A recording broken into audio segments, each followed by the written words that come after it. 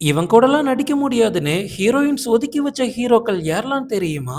லிஸ்ட்ல நம்ம ஃபர்ஸ்ட் பார்க்க போறது சிவகார்த்திகேயன். இவர் விஜய் டிவியோட காமெடி ஷோல கலந்துக்கிட்டு அதன் மூலமா தொகுப்பாளரா மாறி இன்னைக்கு சினிமாவோட உச்சத்துல இருக்காரு அப்படின்னு சொல்லலாம். ஆனா ஆரம்ப காலகட்டத்துல சிவகார்த்திகேயன் ரொம்ப ரொம்ப கஷ்டப்பட்டிருக்காரு.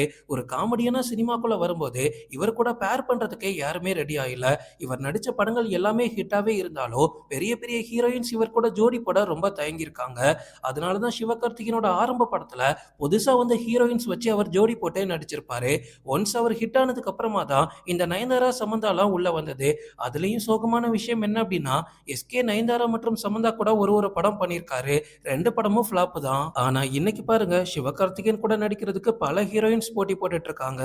லிஸ்ட்ல நம்ம அடுத்து பார்க்க போறது விமல். கிராமத்து கதைகளுக்கு ஏற்ற முகமா இருக்கக்கூடிய இவர் களவாணி படத்துல ஆரம்பிச்சு இப்ப வரைக்கும் எக்கச்சக்க படங்கள் நடிச்சிருக்காரு.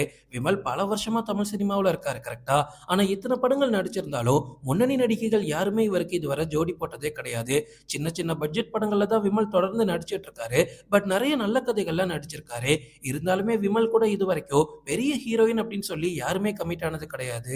லிஸ்ட்ல நம்ம அடுத்து பார்க்க போறது யோகி பாபு. பெரிய உடல், பரட்ட தலை இதெல்லாம் பார்க்கும்போது என்னடா இவன் ஒரு வில்லன் மாதிரி இருக்கானே அப்படின்னு யோகி பாபுவை கிண்டல் பண்ணாத ஆளே கிடையாது. இன்னும் சொல்ல போனா யோகி பாபுவை பன்னி மூஞ்சி வாயன் அப்படின்னு ஓப்பனா சொல்லி கலாய்ச்சிருக்காங்க.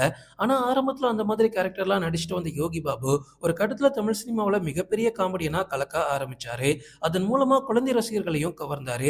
எந்த ஒரு உடம்ப அவரை வச்சு கலாய்ச்சாங்களோ அதையே அவர் ஃபியூச்சர்ல பிளஸ்ஸா மாத்திக்கிட்டாரு. யோகி பாபு கூட ஆரம்பத்துல நடிக்கிறதுக்கு நிறைய பேர் தயங்கினாலும் நயன்தாரா அதை பத்திலாம் கவலைப்படாம படத்து மேல இருந்த நம்பிக்கை காரணமா கோலமாவு கோகிலா படத்துல சேர்ந்து நடிச்சிருப்பாங்க. அதுக்கப்புறமா யோகி பாபுவோட ரேஞ்சே மாறிடுச்சு. லிஸ்ட்ல நம்ம அடுத்து பார்க்க போறது தனுஷ். இன்னைக்கு கோலிவுட் மட்டும் இல்லாம பாலிவுட், ஹாலிவுட் அப்படின்னு ரொம்ப ரொம்ப ஃபேமஸா இருக்காரு தனுஷ். ஆனா அவர் கடந்து வந்த பாதைகள்லாம் ரொம்ப ரொம்ப கஷ்டம். தனுஷ்லாம் ஒரு ஹீரோவா, அவனை வச்சு எவன்டா படம் எடுப்பான் அப்படின்னு ஓப்பனா பத்திரிகைகள்ல எழுதியிருக்காங்க. பத்திரிகையிலே அப்படி எழுதும்போது ஹீரோயின்ஸோட மைண்ட் செட் எப்படி இருக்கோ யோசிச்சு பாருங்க. ஆரம்பத்துல தனுஷோட படத்துக்கு ஹீரோயின்ஸ் தேடுறதே ரொம்ப கஷ்டமா இருந்திருக்கு. ஆனா அதை பத்திலாம் அவர் கவலையே படல. படிப்படியா தன்னைத்தானே செதுக்கிதான் இன்னைக்கு இவ்வளவு பெரிய இடத்துக்கு வந்திருக்காரு. முக்காவாசி ஹீரோயின்ஸ் கூட நடிச்சாச்சு. முக்காவாசி இளம் ஹீரோயின்ஸோ இப்ப தனுஷ் கூட நடிக்க போட்டி போட்டுட்டு இருக்காங்க. அந்த அளவுக்கு அவரோட ரேஞ்சே வேற.